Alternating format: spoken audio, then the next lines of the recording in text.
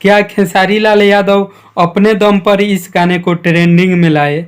अपने दम पर इस गाने का मोशन पोस्टर ट्रेंडिंग में लाए? अपने दम पर इस गाने का टीजर ट्रेंडिंग में लाए? अपने दम पर लाए? हमें बताओ।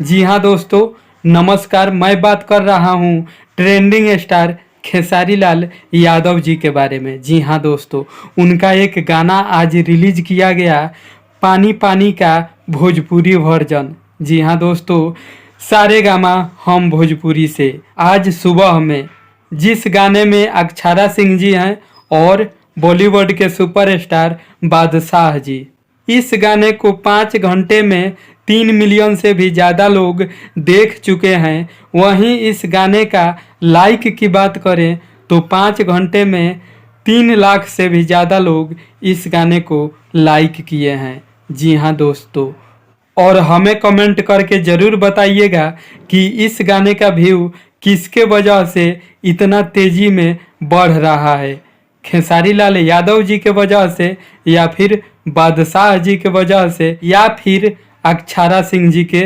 वजह से। कमेंट जरूर कीजिएगा और हमें बताइएगा ज़रूर। मिलता हूँ इसका सच्चाई लेकर अगले वीडियो में। तब तक के लिए नमस्कार, बाय बाय, जय हिंद दोस्तों।